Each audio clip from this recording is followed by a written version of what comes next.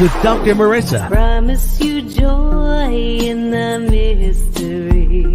Dr. Marissa, also known as the Asian Oprah. Her mission, to be a beneficial presence on the planet. Her purpose, to be your personal advocate to live, laugh, love, learn. Her life motto, don't die wondering. Take back your life with Dr. Marissa Pay.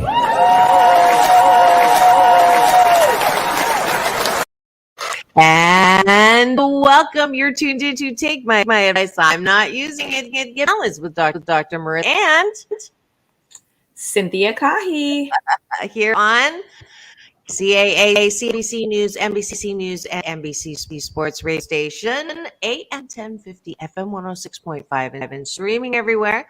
iHeartRadio, Spotify, Stitcher, iTunes, just tune in, Audible, Amazon Music, Live, Podchaser, Sun, Rumble, and more. Why? Want that the maximum splatter zone for the show about hope and happiness, because there's no gossip, scandal, and there's no words, no fashion talk at all.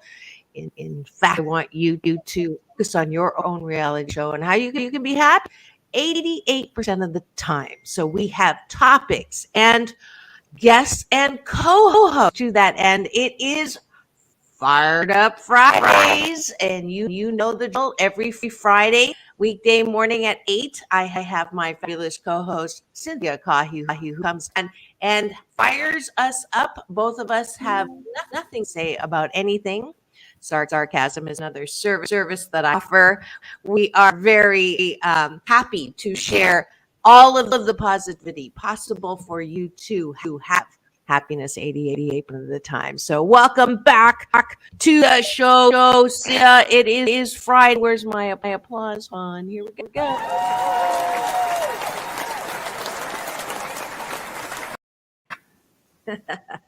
Good morning. I'm excited. Good. And we're going to start, as we usually do, with taking a bite of our gratitude sandwich, and that's our breakfast. I brought your coffee. I brought my coffee too. So we have our gratitude sandwich with our coffee. So I'll start. I am grateful for adaptability. What was it? Adaptability? Adaptability. A little inside joke there between us. Yeah. I am grateful for being contagiously optimistic. I'm grateful that laughter is my favorite sound on the planet.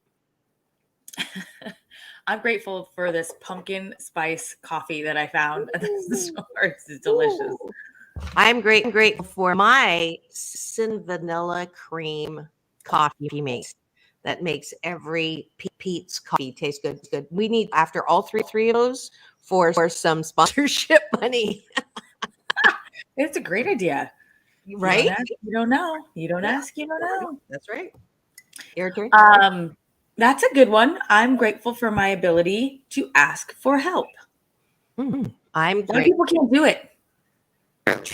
True. I'm grateful for my marketing inspirations. I am grateful that for nights that turn into mornings. I know. I'm trying to make my not look like I just rolled in here. I get cut and it, first cut kind of thing. I'm full that I have a fabulous stylist, Jerome, who make my number one accessory look great. I'm one that screws it up, but he makes it look great. Good yesterday.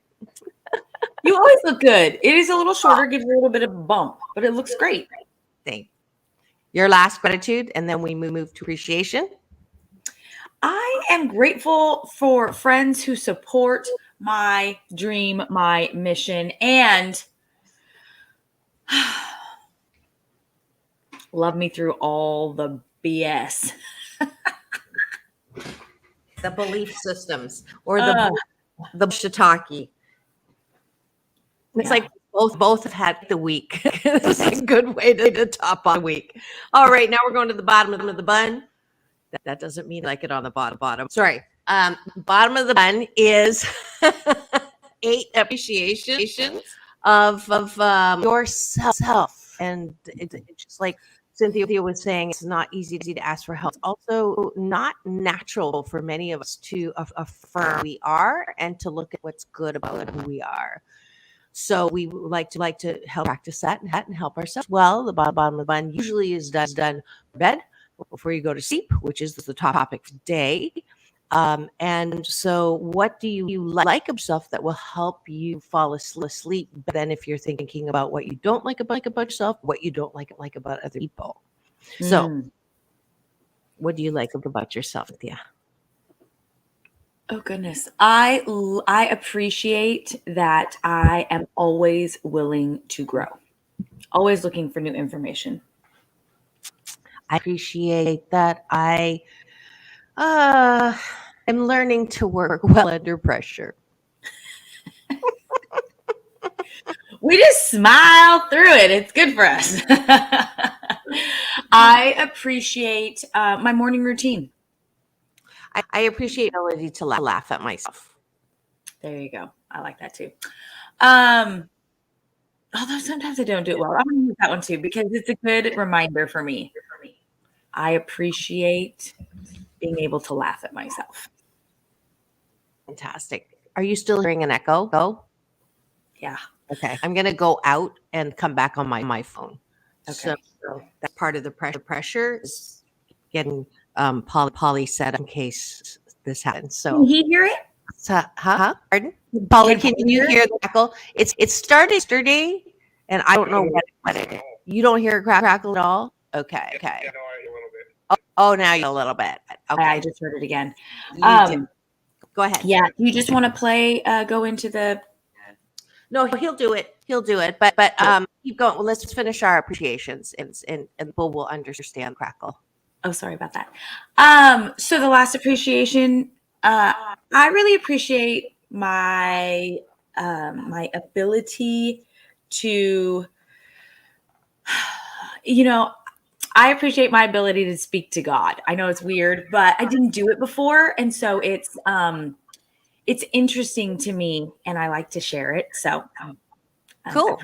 Yeah, cool. Just drop the G bomb. I know, but we've talked about this before. We'll have to elaborate after that. I am resourceful. So when shifting, I have a discipline that allows me to just it's this or better, and I can't wait to see what good comes out of this. So that's what we're focused on, and we're focused on sleep today. We have I had a little to celebrate the last of September is actually Sleeptember. So I thought it would be a topic for us for today, since it is the last day of Sleeptember. And I have a little clip of an interview with Dr. Nunez, who is CEO of ResMed.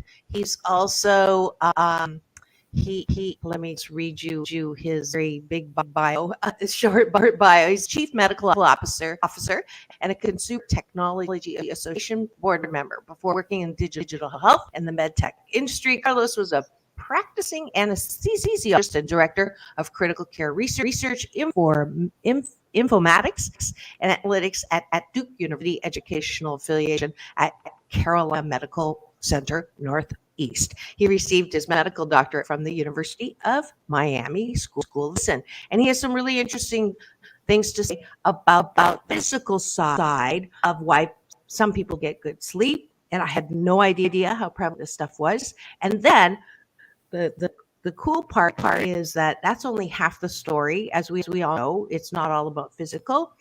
Emotions have at least half, not more, influence on your ability to sleep. So I thought that Cynthia and I would focus on problem and solution, because there's something I'm going to admit, as usual, airing dirty laundry on the air of why I don't sleep, and then moving into solution for how we all can get a better night's sleep. So without further ado, I'm going to play you that video and enjoy.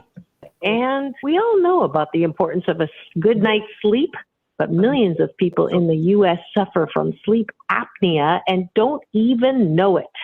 You may remember me interviewing him last year. It was a wonderful interview. I'm having him back because it still is an important issue.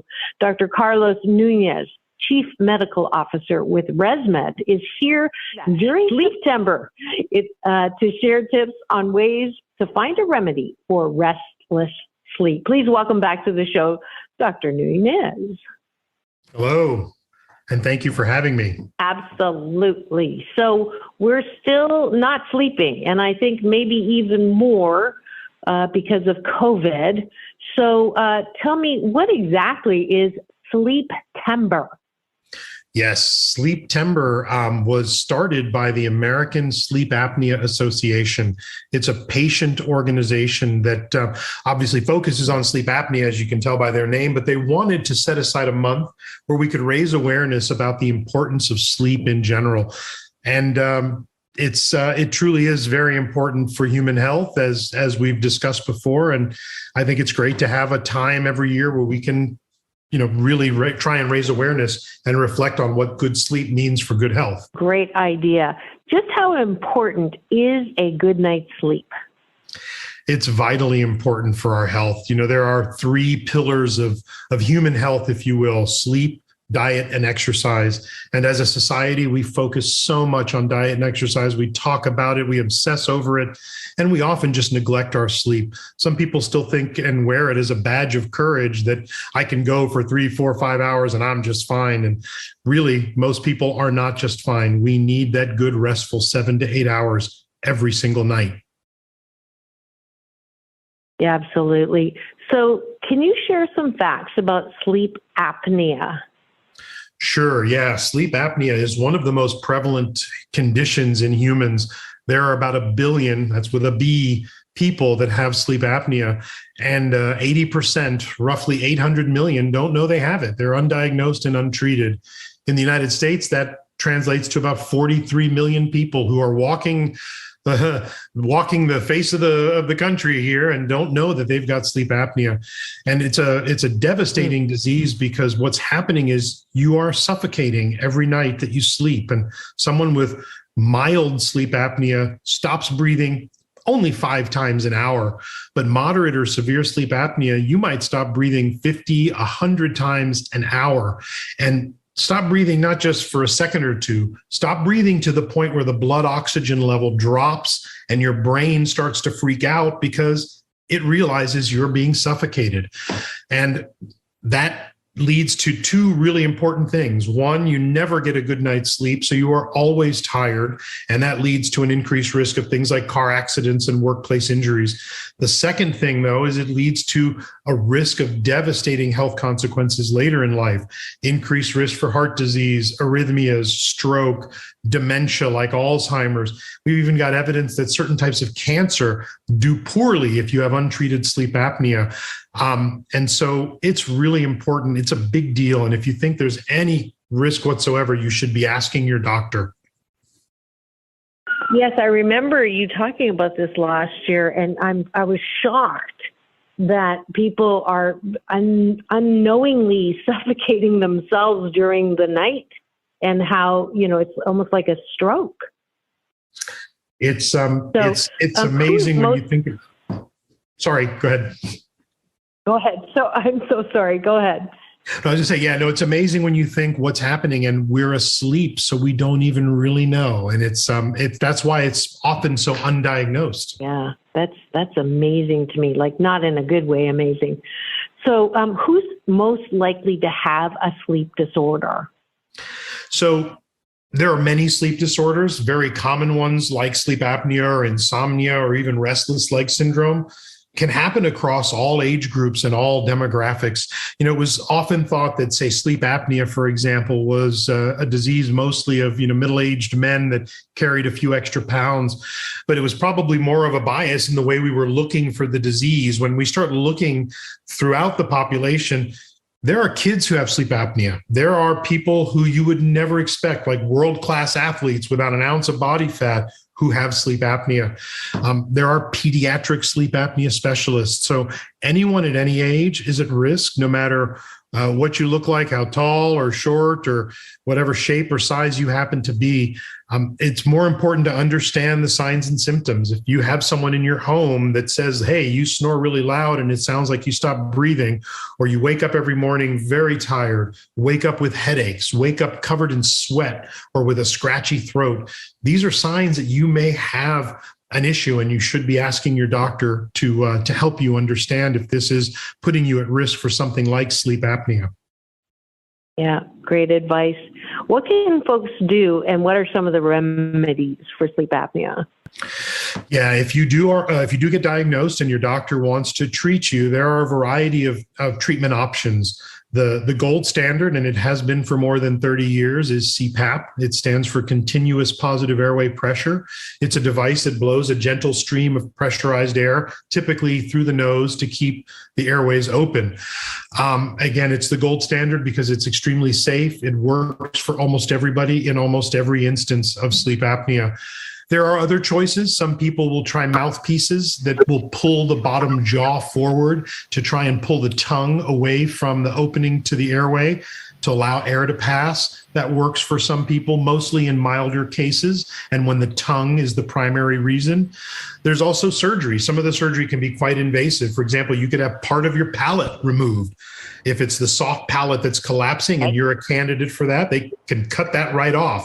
It's quite invasive and it's a big deal. There are also implants where people have electrical probes implanted into the base of their tongue, connected to a battery that's under the skin in their chest, like a pacemaker, but instead of shocking the heart, it shocks the tongue to get the tongue to move out of the way so air can flow into the lungs.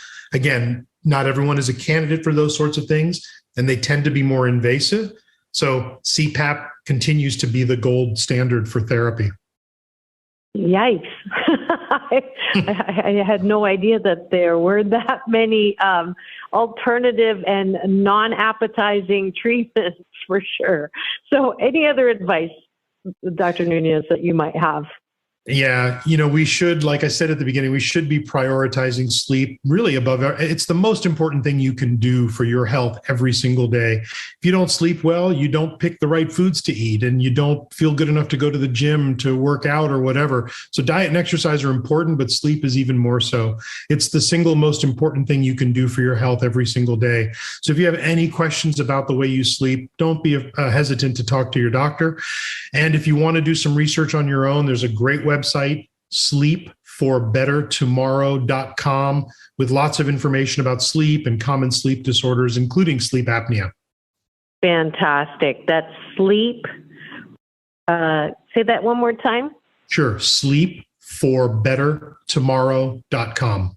Sleepforbettertomorrow.com. You've heard it here on Take My Advice. I'm not using it. Get balanced with Dr. Marissa, but please do follow this advice. We want a better rested nation for all of us, to make sure that we are humankind, emphasis on kind. Thank you again, Dr. Carlos Nunez. I think I didn't get a good night's sleep, as you can tell. So I'm going to follow your advice and sleep for better tomorrow. Thank you for coming on for Sleeptember, and have the best day ever, Dr. Nunez. Thank you. Have a great night's sleep.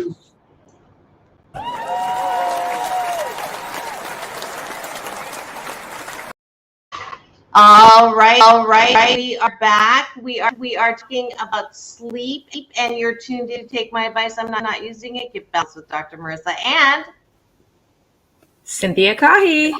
It's fired up at Friday. It is. What was that? I said it is. It's fired up Friday. You can hear the birds chirping outside. Got my window open. Awesome.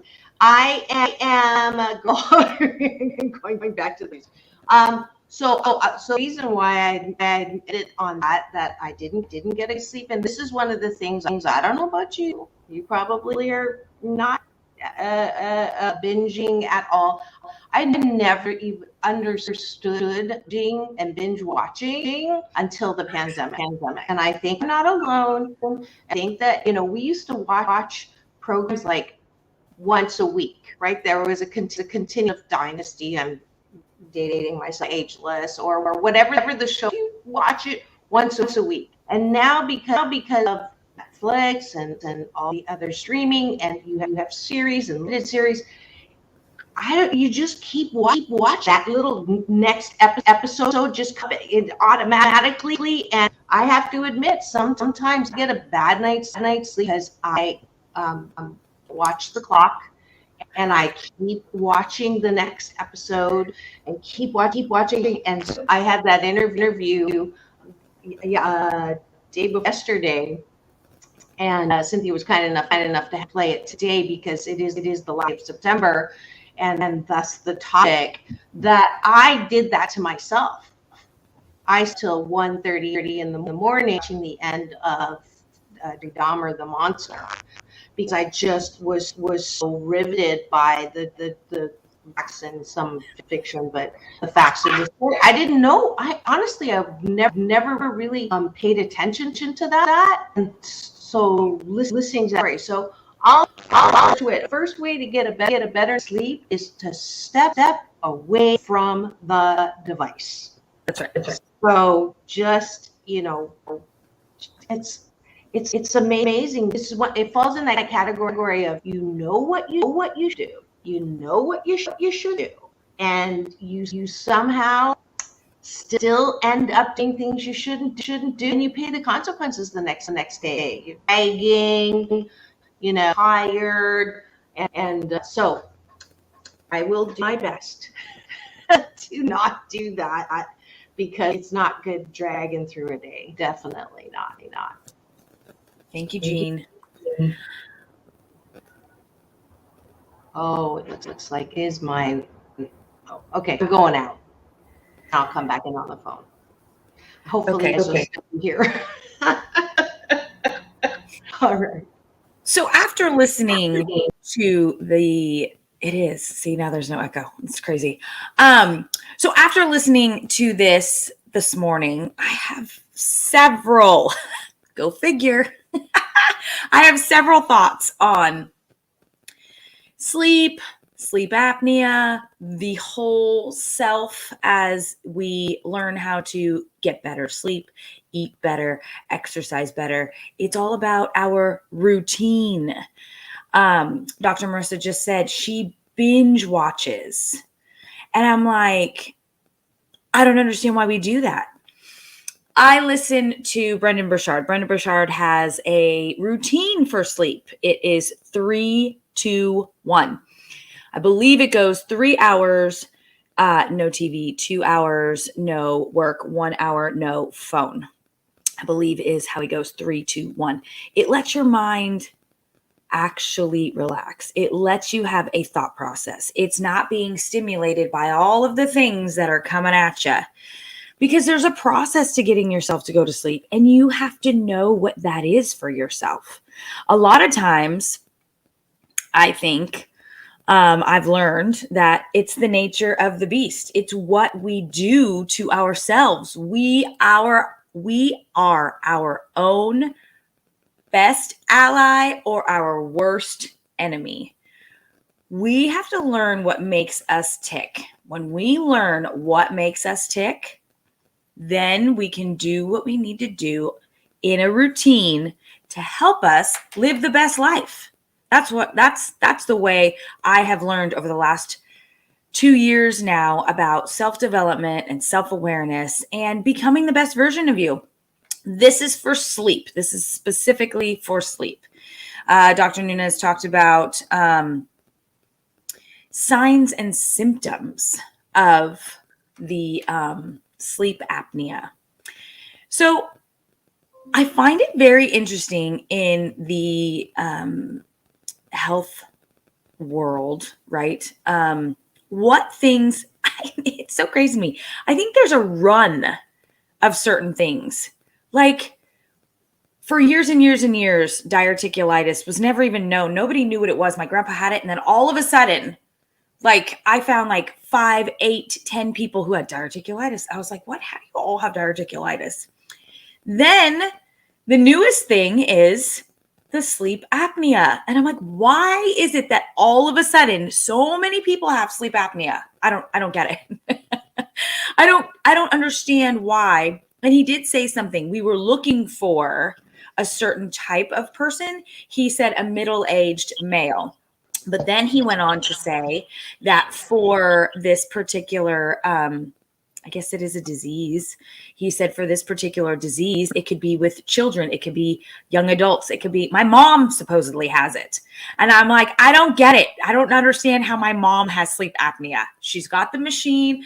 My kid's dad, he has sleep apnea. He has the machine. My kid's dad's brother has sleep apnea. He has the machine. Wait for it. My uncle has sleep apnea. He has the machine.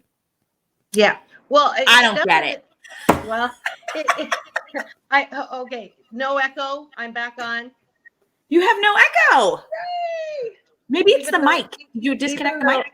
No, it's not the mic. It's my, I believe it's my computer. So we'll have to troubleshoot around. I was trying to, who knows? Well, more will be revealed. But here's the deal. I think because of what you're saying with all the people that have sleep apnea, it is genetic. You know, they're finding it's the way that you're what's constructed here. I was just talking to my nephew in Australia last night. He has it as well, and it caused him to jump up in the middle of the night and, you know, do weird things and scream out and walk the halls. And it is more prevalent, and I don't believe that it's made up. I absolutely believe that people are experiencing a natural phenomena of something that is not, the airway is not clear, so that all these things that he's talking about are to help clear that airway so that people can sleep better. Just being the highlight being, I believe that stress hurts your sleeping just as badly as a physical ailment. So even if you don't have sleep apnea, or if you have sleep apnea and are stressed, then it's no wonder that there are literally droves and a highest percentage ever of people going to their doctor asking for sleep medication to help them sleep. We have an exhausted, stressed out nation that people are just not able to sleep. And when you can't sleep, you can't think. And when you can't think, you get in trouble. You have to apologize. You do stupid things. So absolutely, 95% of diagnoses in doctors' offices right now, the number one thing they're saying is you're stressed. 95%. Before COVID, hashtag BC19, I think it was 86%. So we've gone up, and it was already high, right? Stressed out nation. So although I have to say 42.8% of statistics are made up on the spot. So who knows? But it is high. And we all know, we walk around watching people being stressed out. I get irritated. I'm irritated. I get irritated because we create our own monster. I don't know. I don't have a PhD. I'm not a doctor. I don't. I believe that we have everything we need inside of us. There is a breathing technique called the Wim Hof, right? Oh, look, she doesn't agree with me. So here's the thing. Do you know what the cause of death is? Dr. Marissa, do you know what the cause of death is? When the electronic beat machine goes flatline? The energy stops. When that line stops, that point of energy, that's death.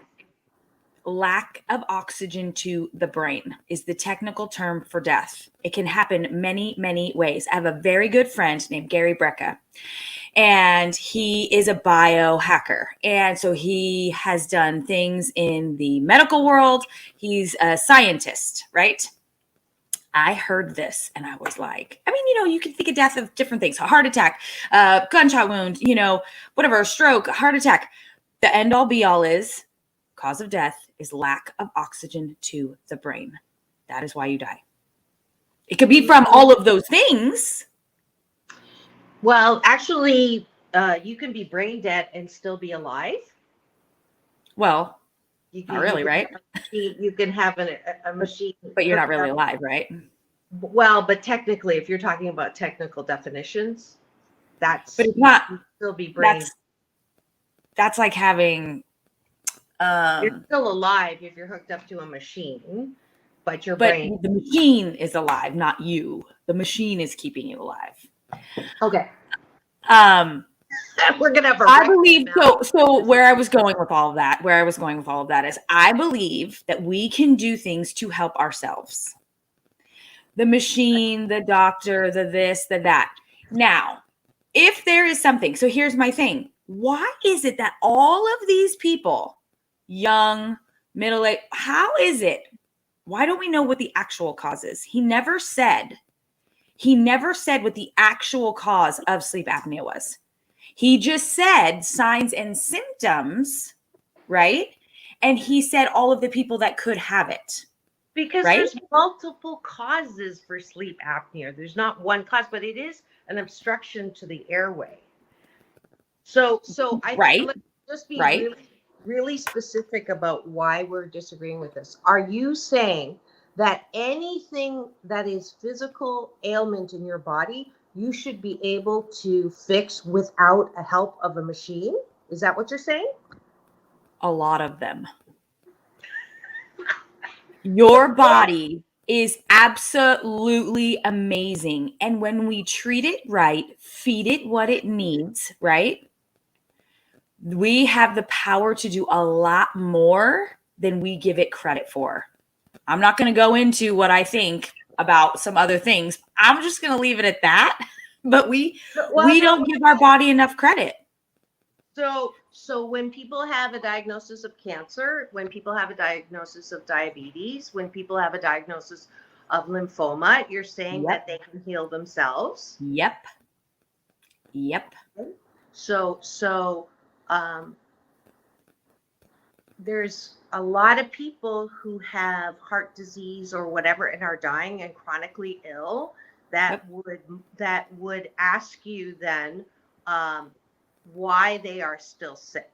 And they're doing all the things. They're eating vegan, they're eating non-processed foods, they're keeping their mind, they're journaling, they're keeping their mind clean, they meditate, and they're still sick. So why is that then?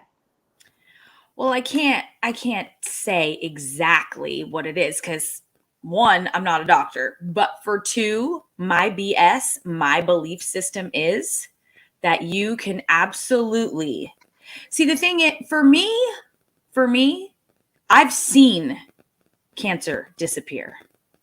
I've seen it. I have, and here's the thing. There's so much. I'm probably going to get in trouble for saying this. There's so much pharmaceuticals that go around here. I agree with that. That part of it is totally, people go to the pill way too fast. Yep. And they look for that magic bullet, and that's the way that our culture is. So that we have an agreement. But I think the balance between saying there's no help and you can, heal everything, and going to, fix it real fast with something external. Well,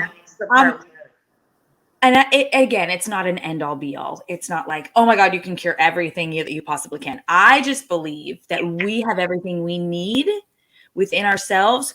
When we hit that time, this is the part where you don't like, for my belief system, my grandma always said, when God turns the page and your name is on it, your time is up. Like your path is written, right? I know. So it's a belief system. It's almost a comforting thought, right? It's almost a comforting thought because that's what I equated it to. Because a lot, people don't want to die. People don't want to die. So they want the magic bullet. They want this. They want the easy way out. So you're saying if somebody has diabetes, not to treat it? Do you know that they should allow themselves to die of diabetes because their time's up? I don't think that's what you're saying, but that's what according it to. Yeah. According to, and you can look this up on his website. Gary Brecka is a biohacker.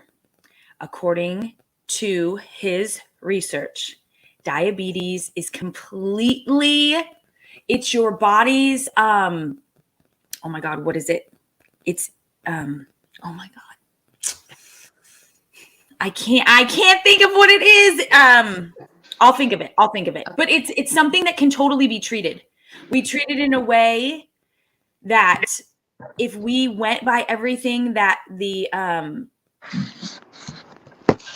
dietitian said to not eat for diabetes, that we could actually make ourselves worse. I mean, I'm just saying, how about this? Do your research. How about that? Do your research. There are so many ways to treat something. It doesn't always have to be a pill. It doesn't always have to I be agree with something that. like that. So let's just leave it at that. I don't believe that everybody has sleep apnea that they say has sleep apnea. I'm sorry, I just don't. So what I was going to say is, I know, it's okay. So what I was going to say is, there's breathing techniques, right? You can do breathing techniques. Whether it's, he said it was a weak, what's it, the roof of your mouth? You know, he said you can have that removed. Why would you do that? I'm like, why would you do that? So is there a way we can strengthen that? Is there a way we can do breathing techniques during the day so that your body learns how to breathe in a way that's possible? He said that was an extreme case. It's crazy. After other things have not worked. So, you know, if you go to I was at CBS last night, and because I had this interview, I noticed like there's so much stuff around sleep and sleep aids all over. So that just tells me, I agree, there's multiple ways to try, but I don't think you can just say people don't have something when they have been diagnosed. If you have problems sleeping and they do studies and they see that there's not enough oxygen getting through to your brain, that's but why? Because that's what I'm saying. He never said why.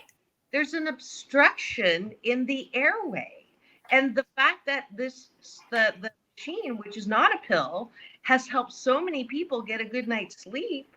And I have personal experience with family members, and I see on the chat, David also had a friend that had that. I mean, I just think that to say that it doesn't exist is... say it doesn't exist. I said we could treat it. I don't...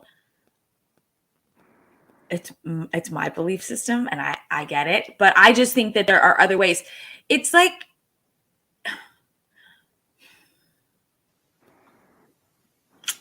There's a lot of things, but I just want to say to your research, like anxiety. Yeah, that's the emotional stuff that I wanted to talk about. Yeah. There's other reasons besides physical obstruction that can really impact your level of good sleep. So I started off by admitting that I have free will, and sometimes I do stupid shiitake, like stay up too late, and then I have to accept that the next day I am not operating at my best. And as long as I don't do that on a regular basis, you know, once in a while, 12% of the time, I'm okay. I'm going to forgive myself for that. I'm not going to beat myself up, but I have to understand the consequences of doing something like that. Not enough sleep, not your best the next day. Not enough sleep, not your best the next day. So that's an easy one. There are, though, a preponderance of people who can't sleep because they're thinking about the worst case scenario. They're worried about the pandemic. They're worried about their family. They're worried about their relationship. They're worried about their kids. They're worried. Worry is like a prayer for bad things to happen. That's a Native American saying. And so that, I believe, you can control with your mind to condition yourself to not worry so much. Now, some people will say when they come for my coaching, I'm a worry wart. I've always been a worry wart. No, you are a person who has a habit of worrying. So you created that habit. You can change that habit. So that would be my first solution on getting a better night's sleep is, what are you thinking about before you sleep? And then cognitive about that. if you've just tuned in and you're wondering the heated conversation that sometimes happens on this show, which when you get two women are positively opinionated and disagree every once in a while, which is, honestly, this is one of the reasons why I wanted you as a co-host, is because, and one of the reasons I never had a co-host is because I'm not real comfortable with disagreeing and arguing. However, I believe that there is value to alternative ways of looking at things and finding the balance or the middle, at it. So you're listening to Fired Up Fridays with Cynthia, Caughie, and Dr. Marissa here on KCAA, the station that leaves no listener behind. And we're going to be back right after this break where we have a little commercial about a new item that's going to be available to you. We'll be right back.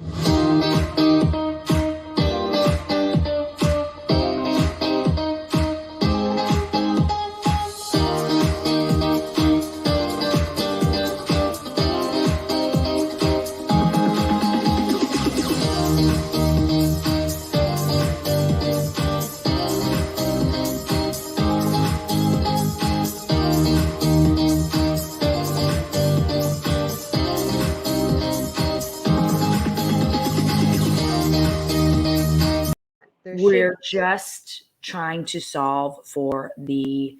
Okay, let's just come back in then. Are you still muted?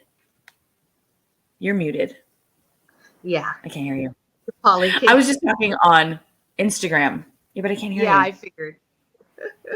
Yeah, this is the downside of not Dr. having Marissa. my Earth, the Can you Dr. hear me? Marissa.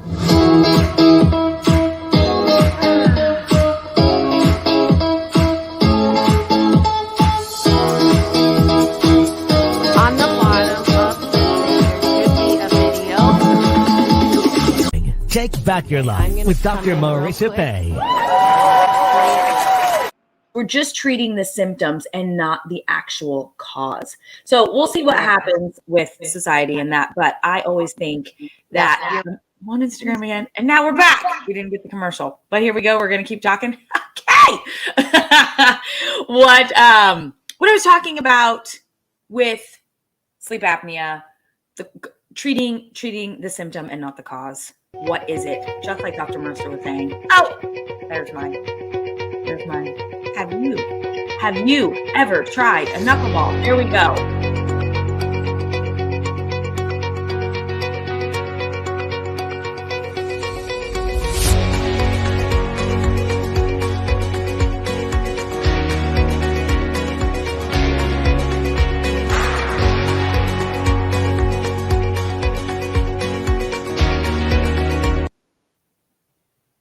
In case you haven't seen it. And we're back. Okay. Can we hear me now? Yeah, I still can't hear you. I don't know what's happening. There we go. Now you can hear me. Now I can hear you. I was like, is it me? I don't know what's happening. No. I'm just, I gotta laugh because, the best thing in the world is when technology works, and the worst thing in the world is when it doesn't. Exactly. But adaptable and resilient is the order of the day. And that, my friends, was a knuckleball, which is the product, the baby brand new spanking product of Cynthia, Caughie, and her restaurant in Santa Rosa. If you're anywhere in Northern California, we'll have to go and try a knuckleball. And now, because they are so popular, they are coming to a grocery store near you, and you can order them to get delivered. How's that for a commercial? That's right. They're coming to market. They will be available online soon. Right now, only available in Santa Rosa, California. But it's a wonderful thing. So if you have just tuned in and you've never been part of Fired Up Fridays, you've been missing, because we pick topics and then we try to kindly disagree with each other. But it makes for great open and expansion, and trying not to have too many eyeballs rolling.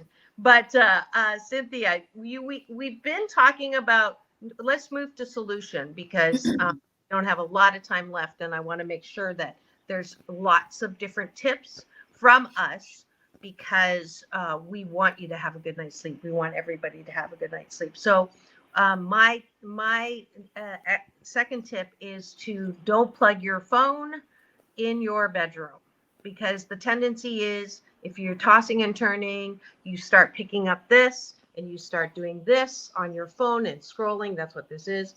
And you fill your mind with information that's not necessarily edifying, and then that adds to not being able to sleep. Your turn. Yeah. I think evening routine is really, really important. Just like any routine, it's predictable, and then you know what's going to happen after you do it, right? Whether it's sleepy time tea or no phone for an hour. If you like to read before bed. Reading for me has always been lights out. Like if I lay in bed and I read, I'm like, I'm done. So it's, again, part of that, finding what works for you. If it's tea, if it's a hot bath, if it's a hot shower, if it's, just sitting, listening to some calming music, meditating before bed. There's so many things that you can do to help relax your mind. Mm-hmm. Counting sheep has been replaced to counting breaths. I recommend this. It helps some of my clients. Again, there's no one way. We're just offering multiple ways that you can try if you are having problems falling asleep, and just breathing in through the nose and counting 1 and releasing 2, 3, and 4.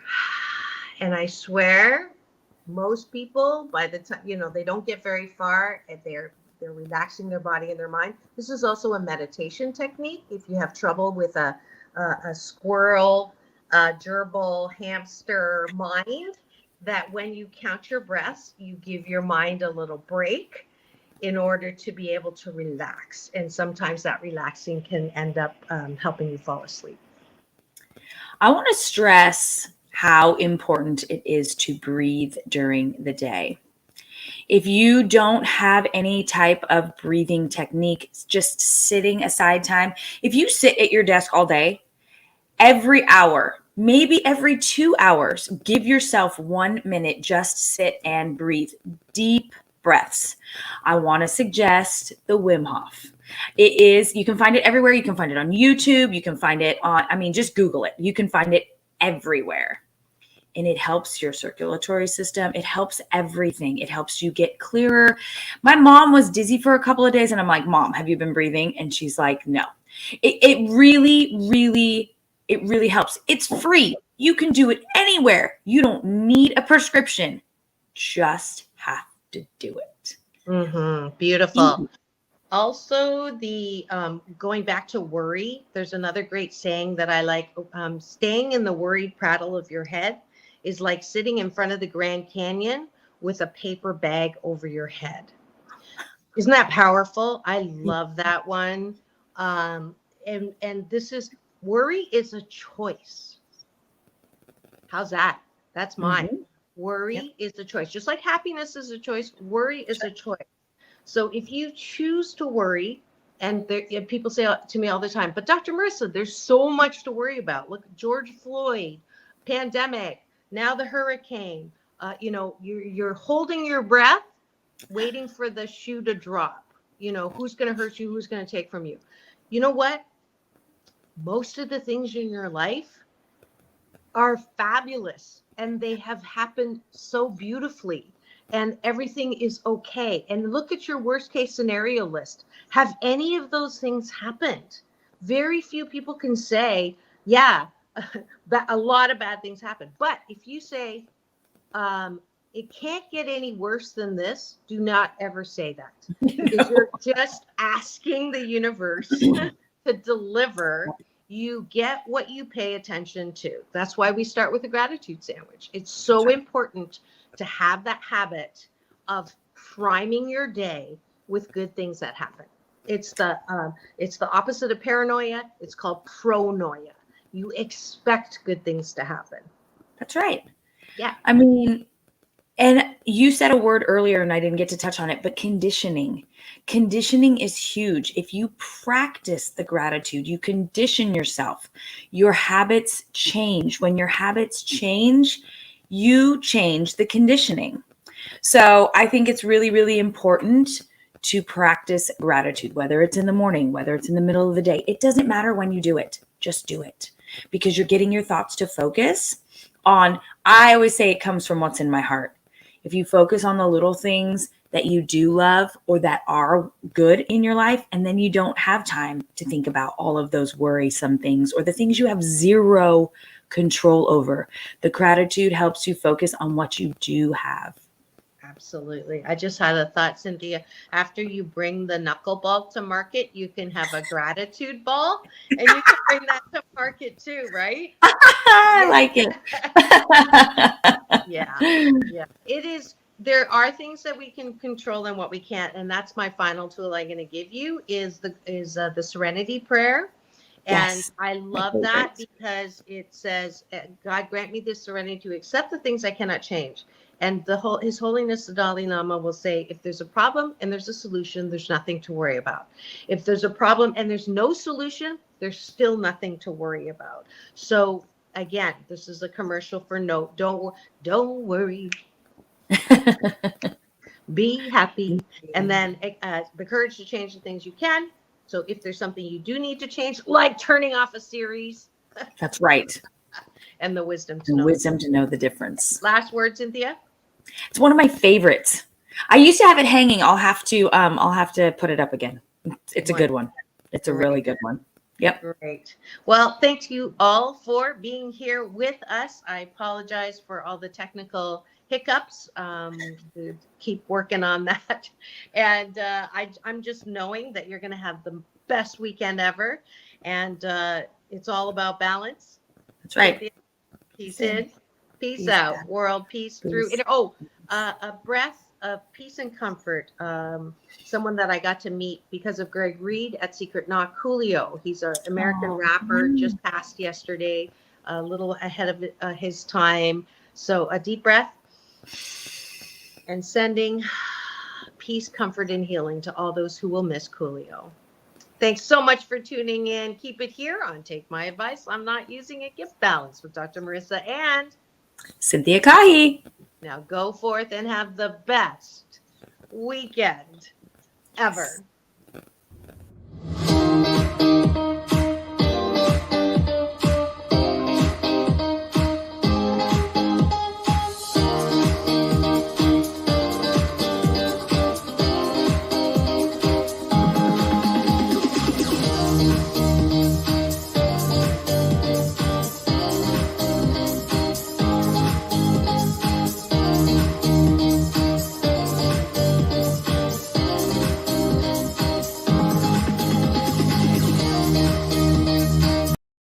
So when you fill your mind with positivity and you know the things that you can control, your habits will change and you will change your life.